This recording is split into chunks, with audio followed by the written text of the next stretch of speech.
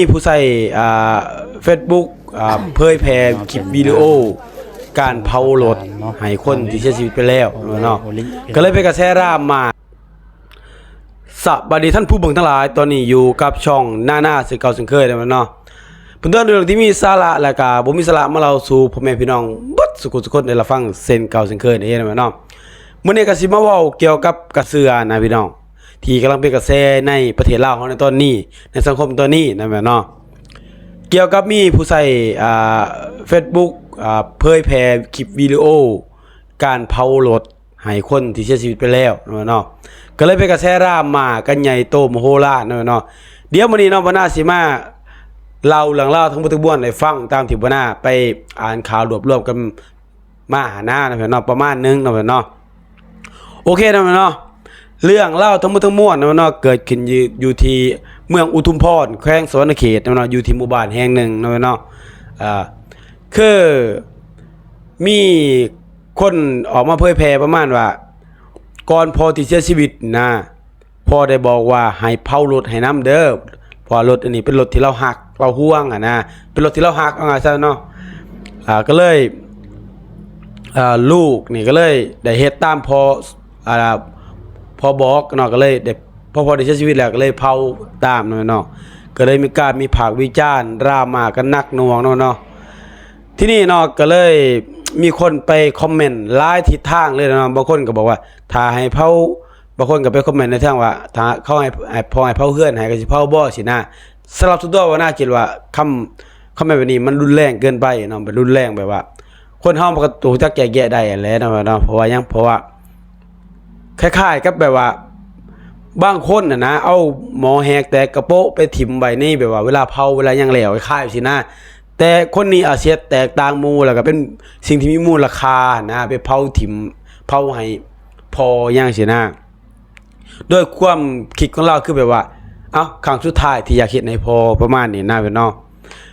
คนก็วิพากษ์วิจารณ์หลากหลายแบบรูปแบบแล้วเนาะบางคนก็มันเป็นสิทธิ์ของเราเป็นรถเราเฮ็ดได้ก็ได้สินะแต่บางคนก็ว่าเอาไปถวายวัดบ่ดีกว่าบ่บางคนก็ไปว่าไปแบบแก่ก้นยังนะแบบไปเฮ็ดแบบยังแล้วก็ออกมาใส่ก็ได้บางคนว่าไปให้ลูกให้หลานก็ได้นะก็มีหลายมุมมองในสังคมโซเชียลเนาะของลาวเฮาเนาะแต่ล่าสุดเนาะก็ทางลูกของผู้เสียชีวิตหรือว่าทางคนที่เผารถให้พ่อนะได้มาออกมาชี้แจงต่อสังคมเนาะก็สิประมาณนี้ตามนี้เนาะเดี๋ยววันน่าสิเว้าเป็นคำที่เราเว้าที่แบบสรุปแหละนะเราประมาณว่าคือลาวก็จะเฮ็ดให้พอเป็นครั้งสุดท้ายพอได้สั่งเสียไว้นะเนาะบางคนไปคอมเมนต์ว่าพอแบบว่าเป็นคนขี้เหนียวบ่แม่นเนาะเราว่าจริงๆแล้วลูกเต้านี่ได้ปรึกษาหารือกันแล้วกับญาติพี่น้องเนาะได้ปรึกษาหารือกันแล้วว่าอยากเฮ็ดแบบนี้ให้พอเป็นครั้งสุดท้ายเฮ็ดในสิ่งที่ดีที่สุดสำหรับพอที่อยากได้นะในครั้งสุดท้ายนะแล้วก็บ่ได้หมายความว่าพอสิบอกว่าเฮ็ดแบบเพราะเอื้อนเด้อคือคนอื่นเว้านะมันก็ผิดบ่ได้มันก็ต้องแยกแยะนะแต่นี้สิ่งที่เราเฮ็ดให้ได้ก็คือรถที่เราหักรถที่เราอยาก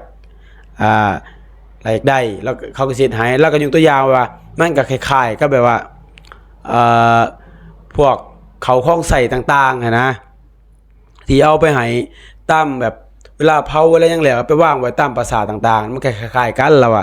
เช่นเดียวกันกับรถเนาะเราเฮ็ดผูกความสบายใจของเราเนาะความสบายใจของเราแต่เดือดร้อนคนอื่นนะพี่น้องประมาณนี้นะเพราะว่าเราบอกว่าเราก็ไปทำผู้ใหญ่ต่างๆทำยมปู่ครูบาต่างๆนะว่าเฮ็ดได้บ่ว่าซี่เพิ่นก็ว่าก็ต้องในความต้องการที่ได้สบายใจก็เฮ็ดเราก็ปรึกษาพี่น้องแล้วก็เฮ็ดเนาะแต่ที่นี่ประเด็นคือก็มีคนเอาวิดีโอมาเผยแพร่เลยแบบว่าเฮ็ดในโซเชียลต่างคำถามต่างๆแม่พี่น้องแล้วก็ทางคอมเมนต์ให้กำลังใจแล้วคอมเมนต์แบบซ้ำเติมก็มีหลายนะเนาะแต่ส่วนตัวบ่น่านี่คือส่วนตัวบ่น่าคิดว่าคือมันเป็นสิทธิ์ของเราเนาะเฮาบ่ควรไป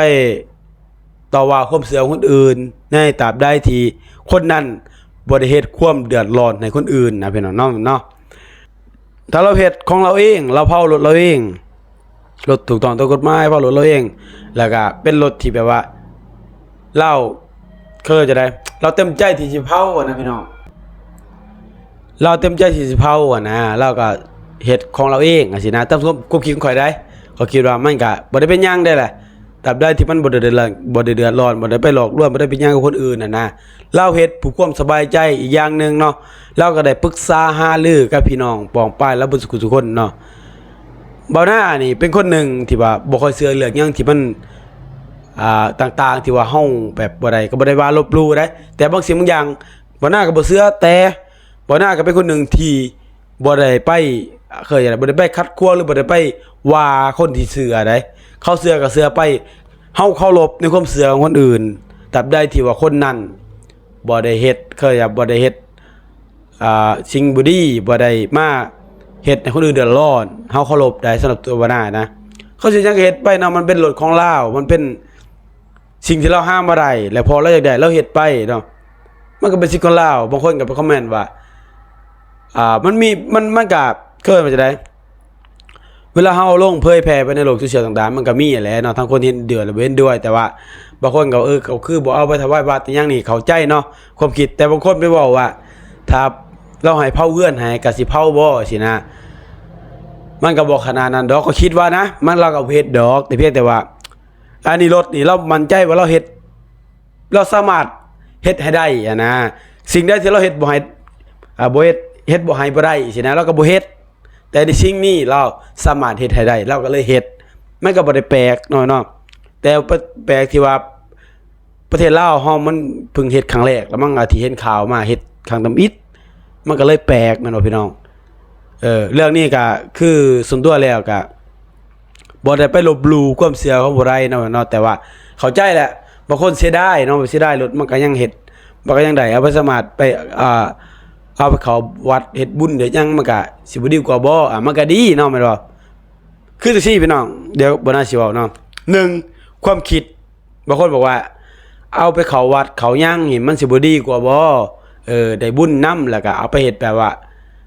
อย่างว่าไปถวายไปเฮ็ดแบบอย่างคืออย่างเอาไปให้วัดสวดอีหยังอะไรก็ออกมาใส่ได้ให้ลูกหลานใส่นะถ้าว่ามันดีบ่มันก็ดีเนาะแต่ประเด็นคือเราบ่เฮ็ดแบบนั้นไง